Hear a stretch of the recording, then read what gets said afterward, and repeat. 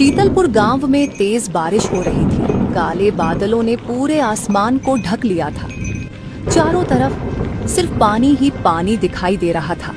इसी मूसलाधार बारिश के बीच सावित्री अपने कच्चे घर के बाहर खड़ी थी। उसकी नजर बार बार अपने खेतों की तरफ जा रही थी। तभी अचानक उसका पति रामलाल दौड़ता दौड़ता घर पहुंचता है। उसके चेहरे पर एक बहुत बड़ी चिंता दिखाई दे रही थी। वह हांफते हुए बोलता है, सावित्री, सब खत्म हो गया। हमारी प्याज की पूरी फसल पानी में डूब गई। खेत में आधी फसल खराब हो गई। सावित्री, मुझे बहुत चिंता हो रही है। यह सुनकर सावित्री को बहुत बड़ा झटका लगता है। अजय, जल्दी खेत में चलते हैं और बची हुई फसल को एक तरफ कर लेते हैं। नहीं तो जो प्याज सही रहेंगे और वह भी पानी में रहेंगे तो वह भी खराब हो जाएंगे। चलिए जल्दी खेत में।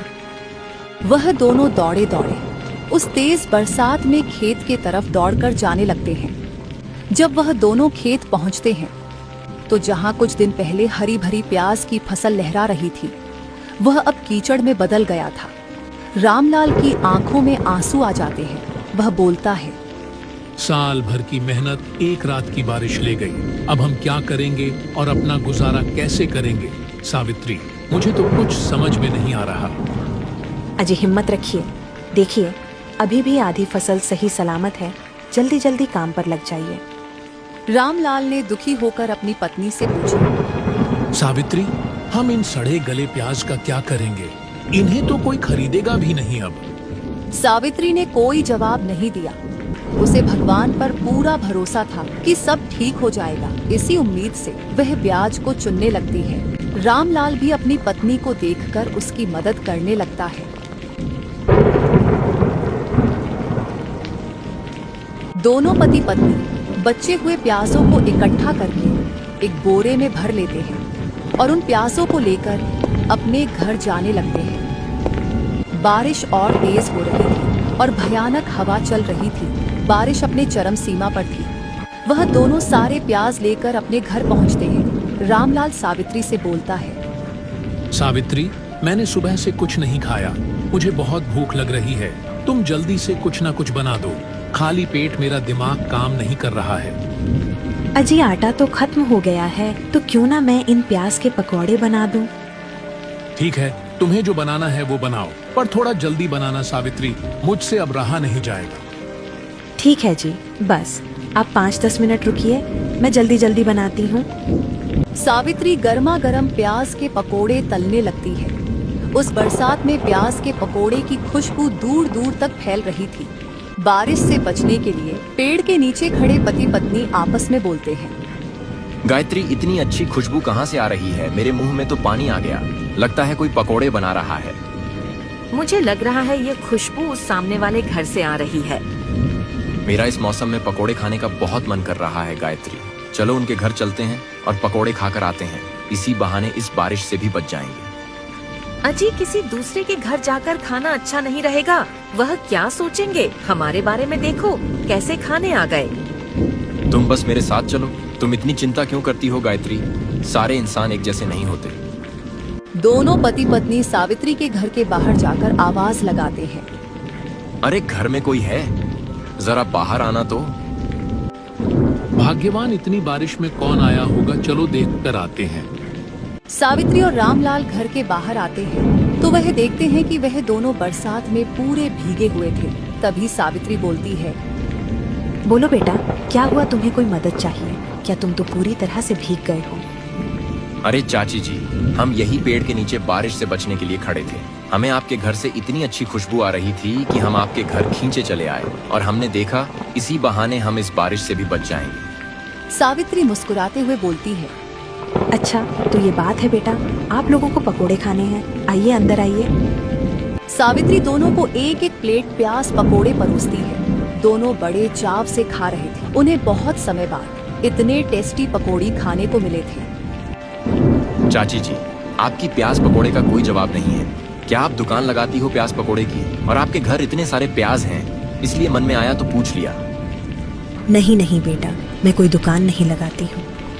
सावित्री सारी बात उस आदमी को बताती है। जो उनके साथ उस दिन हुआ, ये सुनकर वह आदमी बोलता है, चाची जी, ये तो बहुत बुरा हुआ आपके साथ। चाची जी, मैं आपको एक सुझाव देना चाहता हूँ। क्यों ना आप प्याज पकोड़े बेचना शुरू करो। लोगों को आपके प्याज पकोड़े बहुत पसंद आएंगे। बेटा सुझाव तो अच्छा है, लेकिन बेटा दुकान लगाने के लिए हमारे पास कोई पूंजी नहीं है। बेटा हम गरीब आदमी एकदम से दुकान लगाने के लिए कैसे सोच सकते हैं। चाची जी, आपने मुझे बेटा कह दिया है तो आप मुझे बेटा होने का फर्ज भी निभाना दीजिए।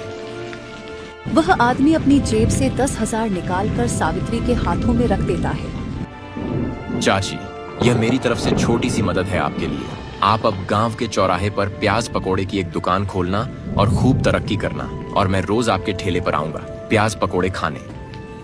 बेटा तुम तो बहुत अच्छे इंसान हो लगता है। तुम्हारे माँ बाप ने तुम्हारी बहुत अच्छी परवरिश की है। भगवान तुम दोनों को सारी खुशी दे।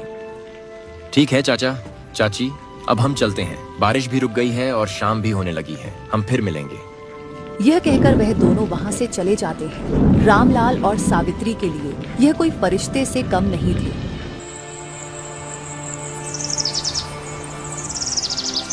रामलाल राशन की दुकान पर पहुंचता है और सारा सामान खरीद लेता है और सारा सामान खरीदकर अपने घर पहुंचता है। अजी ले आए आप सारा सामान। अब हमें आज शाम कुछ नया करना है और अपना नाम कमाना है। हाँ सावित्री, तुम सही कह रही हो। अब हम आज शाम प्याज पकौड़े बेचेंगे और एक नई शुरुआत करेंगे। वह शाम होने का इंतजार करने लगती है। शाम को सावित्री और रामलाल ने चौराहे पर प्याज पकोड़े का छोटा सा ठेला लगाया। आइए आइए भाइयों और बहनों, स्पेशल प्याज पकौड़ी खाइए और इस मौसम का मजा उठाइए। धीरे धीरे प्याज पकोड़े की खुशबू चारों तरफ फैल रही थी। देखो बबीता, आज किसी ने चौराहे पर पकोड़े की दुकान लगाई है। चलो खाकर आते हैं। इस मौसम में मजा दो गुना हो जाएगा पकोड़े खाकर। हाँ जी, मेरा भी बहुत मन कर रहा है पकोड़े खाने का। चलो चलते हैं। देखते ही देखते उस मौसम के मजे लेने के लिए लोग प्याज पकोड़े खाने के लिए भीड़ लगा देते हैं। आंटी जी, जल्दी जल्दी एक प्लेट लगाइए, मुझसे अब रहा नहीं जाएगा। मेरे मुंह में तो पानी की नदी बह रही है। बेटी अभी लगाती हूँ, तुम बस 1 मिनट रुको। सावित्री सभी को काला नमक लगाकर प्याज पकोड़े परोसती है। सभी लोग बड़े चाव से खा रहे थे। यह देखकर दोनों पति पत्नी बहुत खुश थे।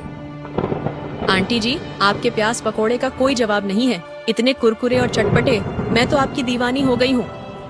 बस बेटा, यह आप लोगों का प्यार है। बेटा आप हमारी दुकान पर ऐसे ही आते रहना और इसी तरह प्यार बनाए रखना। उनके ठेले पर लगातार नए नए लोग आ रहे थे और प्याज पकोड़े खा रहे थे। थोड़ी ही देर में सारा सामान खत्म हो जाता है। सावित्री और रामलाल सारा सामान जमा करके अपने घर के लिए रवाना हो जाते हैं। आज की कमाई देखकर दोनों बहुत खुश थे। अगले दिन सावित्री और ज्यादा सामान तैयार करती है। शाम को वह दोनों पूरी लगन के साथ काम कर रहे थे और लोगों को गर्मा गर्म पकोड़े खिला रहे थे। तभी उनके ठेले पर वह दोनों पति पत्नी आते हैं जिन्होंने उनकी मदद की थी और प्याज पकोड़ा बेचने का आइडिया दिया था। और चाची, कैसा चल रहा है सब? अपने तो अपने स्वाद से लोगों का खूब प्यार कमा लिया और खूब मेहनत भी कर रहे हो। मुझे देखकर बहुत अच्छा लगा। बेटा यह सब तो तुम्हारे वजह से हुआ है। अगर तुम हमारी मदद नहीं करते और यह सुझाव नहीं देते तो आज हम 2-2 रोटी के लिए मोहताज रहते हैं। नहीं नहीं चाची, ये तो आपकी मेहनत का कमाल है। ये सब छोड़ो चाची, आप हमें प्याज पकोड़े खिलाइए। देखते ही देखते कुछ महीने इसी तरह बीत जाते हैं। सावित्री ने अपना खूब नाम कमाया और खूब मेहनत की और अपना एक छोटा सा घर खरीदा और दोनों पति पत्नी खुशी खुशी रहने लगते हैं।